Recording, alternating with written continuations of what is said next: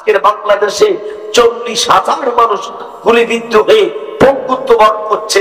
যার চোখ ছিল তার চোখ নাই, যার হাত ছিল তার হাত নাই, হসপিটালে কাতরাচ্ছে। আল্লাহ যেন তাদেরকে 32 দিবসের শাহাদাতের মর্যাদা দান করে। জোরে বলেন আমিন। আপনি কি ভেবেছেন আপনি পথ দিয়ে যাচ্ছিলেন, সারা এসে আপনার 2 চোখ অন্ধ?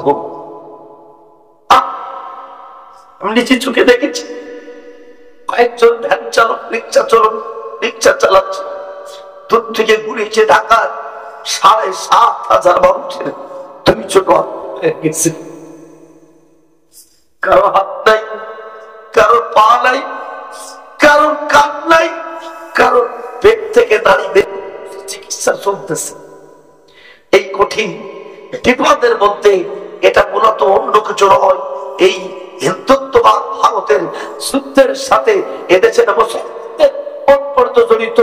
যারা এই যুদ্ধ অংশগ্রহণ করেছে আল্লাহ তাদেরকে যুদ্ধের জন্য বলেছিলেন, ওই যুদ্ধে অংশগ্রহণ করলে আমি বদর দিবসের শাহাদাতি মৃত্যুর আমি সওয়াব পাবো।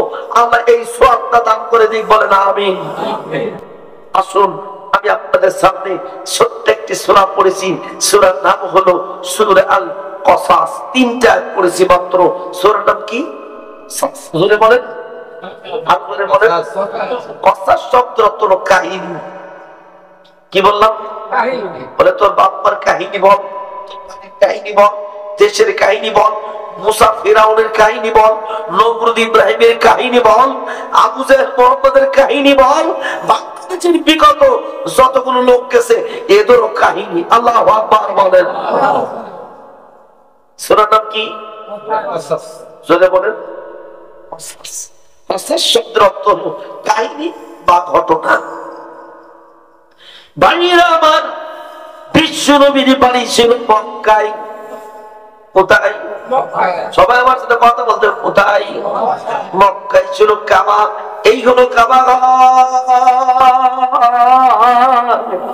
কাবার পূবের পাশে ছিল সাফা মারওয়া পাহাড়।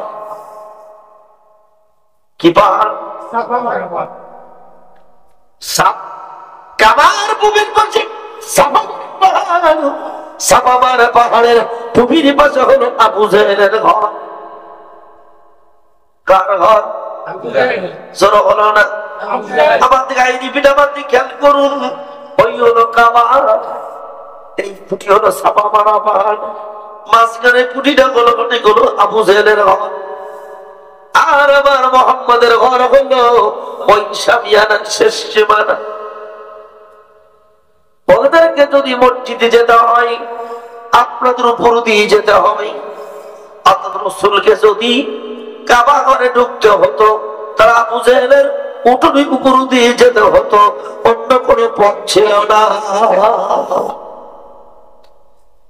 আপনাদের কাছে প্রশ্ন, খুব খেয়াল করবেন। আমি যে সূরাটি বলেছি, সূরার ভিতরে ঢুকতে গেলে আমার এখানে না বললে আমি তাফসীর বোঝাতে পারবো না। তাফসীর করতে যাইয়া 4টা জিনিস রাখতে হবে: নামকরণ, শানে নজুল, ব্যাখ্যা, শিক্ষা। অর্থাৎ আপনারা আমাকে যদি নামকরণটা না বোঝাতে পারি আমি আপনাদের তাফসীর বোঝাতে পারবো না। আল্লাহ নবীর ঘর ছিল আবু জাহেল, কাবা ঘরে পূবের পাশে সাফা মারওয়া পাহাড়, সাফা মারওয়া পূবের পাশে আবু জাহেলের ঘর, আর আবু জাহেলের ঘরে পূবের পাশে ছিল রাসূলের ঘর। ভাইরা আমার, আবু জাহেল ব্যক্তিগতভাবে নিজেকে ইমানদার মনে করত।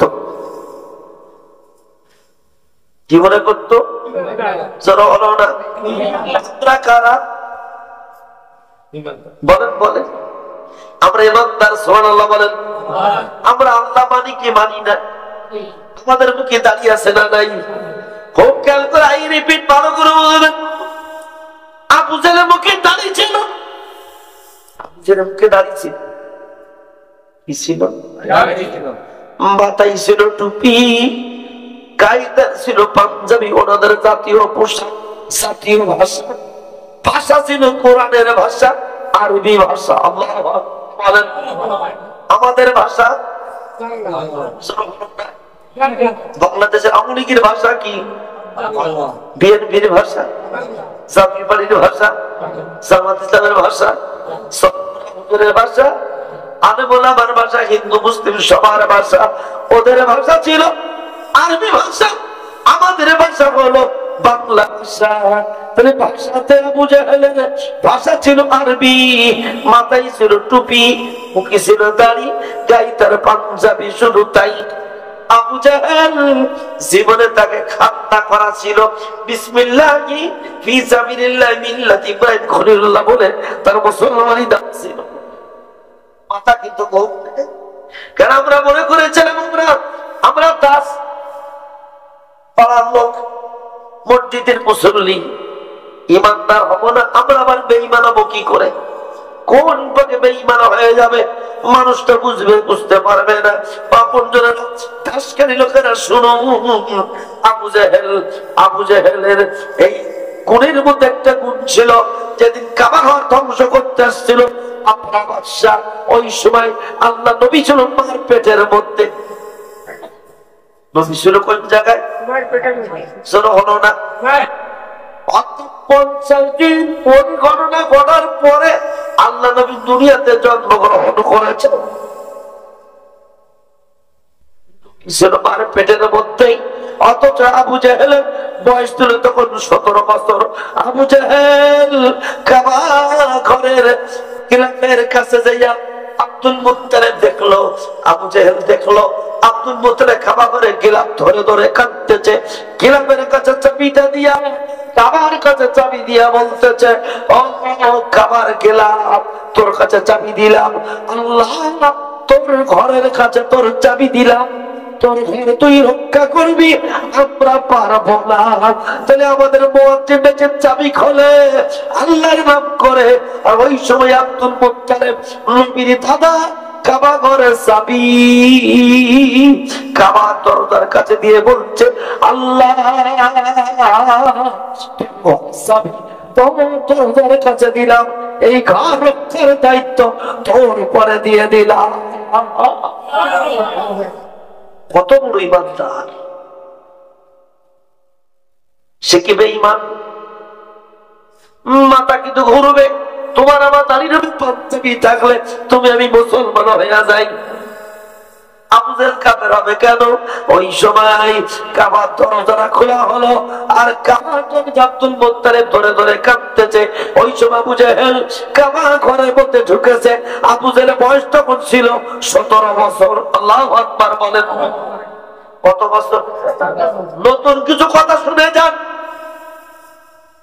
17 বছরের যুবক একটা ঘুরে দিতেন, মুখ ও কার থেকে মুখ করেন সবার দিকে যান,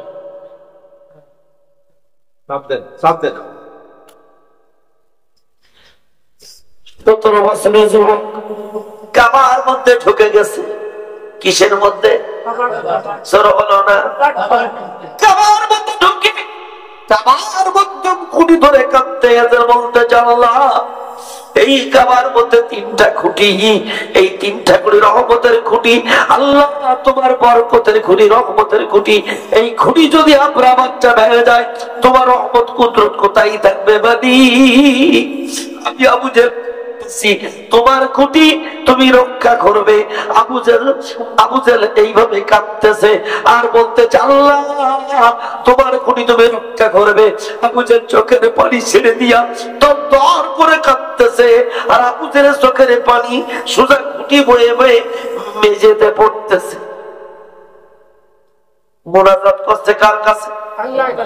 আমরা করি কার কাছে? এখন বলেন যারা আল্লাহর কাছে মুনাজাত করে মুমিন না কাফের? তাহলে আবু জাহেল কি কেন হবে?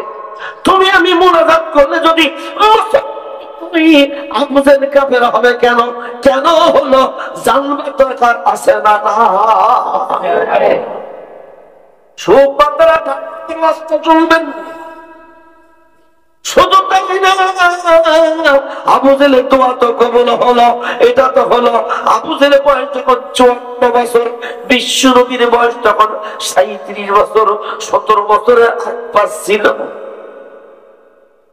আবু জাহেল বললে, ও মক্কার লোকেরা, আমি হলো কাবা ঘরের সভাপতি। কোন ঘরের সভাপতি? হলো না, মসজিদের সভাপতি হয়ে যদি যদি আপনি আমি মনে করি জান্নাতে ঢুকে গেছি, তাহলে আবু জেহেল জাহান্নামে যাবে কেন? কথা বলেন। মাথা কিন্তু আপনাদেরকে ঘুরাইয়া সোজা জায়গায় আনবো, এরপরে বুঝবেন আমাদের করণীয় কি। জীবনে কমপক্ষে 50 বার হজ করেছে। কতবার? আরো করে বলেন। আবু জেহেল কি করেছিল শুরু?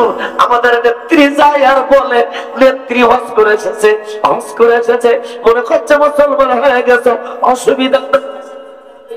আবু জেহেল কাবা ঘরে হাজার হাজার তো চুমা খেত, আবু জেহেল বলেছিল, ও মক্কার লোকেরা, আমি চাই কাবা ঘর সুন্দর করে ডিজাইন করব, তোমরা আমার কাছে কে কি দান করবা? পরের দিন দান শুরু হয়ে গেল, কাবা ঘরে এত বেশি দান এসে গেল। আবু জেহেলের নেতৃত্বে আমার নবী মুহাম্মদ সাল্লাল্লাহু আলাইহি ওয়াসাল্লাম 37 বছর বয়সে আবু জেহেলের হাতে দান করলো। আল্লাহু আকবার বলেন। কার হাতে? কাবা ঘর 3টে বানানো যাবে। কয়টা বানানো যাবে? এত বেশি দাম হয়ে গেল যে কাবা ঘর 3টা হবে, এত বেশি টাকা হয়ে গেল। আবু জেহেল দাঁড়ায় বলতেছে, ও মক্কার লোকেরা, ও কাবার প্রেমিক লোকেরা, আল্লাহর ঘর কাবা ঘর পাক না না পাক? সকলে বলে আল্লাহর ঘর পাক ঘর। বলে আমি আবু জেহেল, আমার বড় দাবি হলো আল্লাহর এই ঘরটা পাক ঘর, না পাক টাকা দিয়ে বানাবো না।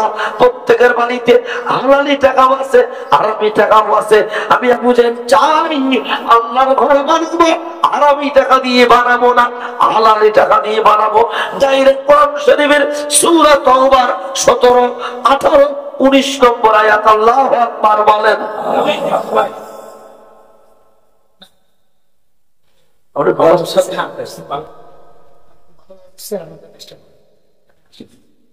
ছুটি চাচ্ছে চেয়ারম্যান সাহেব, আমরা ছুটি দিলাম, কি বলেন?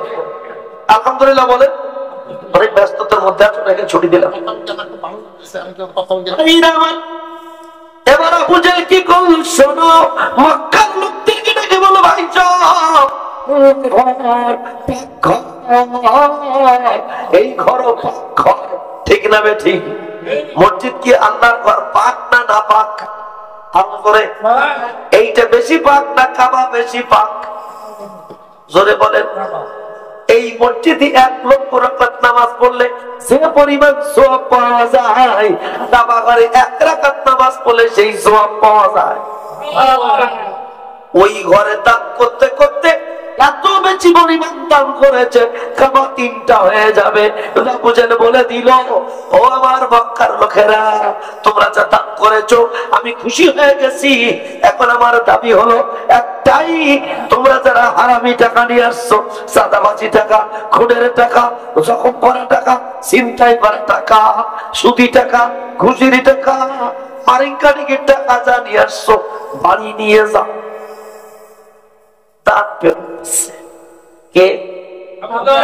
আরো জোরে ঠিকই কথা না, ওরে বলছি কাফ।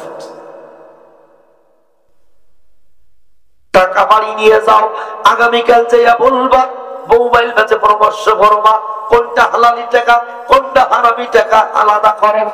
হালাল টাকা আনবা, হারামি টাকা আনবা না। আল্লাহু আকবার বলেন। পরের দিন এইবার সব পরামর্শ করে হালালি টাকা এনে কামার চত্বরে দিয়েছে, কিন্তু এত টাকা কমে গেছে। এখন কাবাঘর ছিল 180 গজ, এখন আর 180 গজ হবে না। যদি পুরোপুরি দেওয়াল দেই ছাদ হবে না, ছাদ দিলে দেওয়াল হবে না, আমি টাকা ছাড়া বড় ঘর হবে না। তখন আবু জেহেল বলতেছো, মক্কার লোকেরা, এখন হালালি টাকা নিয়ে আসছো, এখন তো কাবা ঘরে যদি টাকা দিয়ে বানায় কাবা ছোট হইয়া যাবে, অথচ মানুষ তো বৃদ্ধি পাইতেছে, কি করা যায়? তখন আল্লাহ নবী তারাই বলতেছে, চাচা যান, আমি 17 বছরের যুবক মুহাম্মদ সাল্লাল্লাহু আলাইহি ওয়াসাল্লাম বলতেছি, আপনার মতামত কি?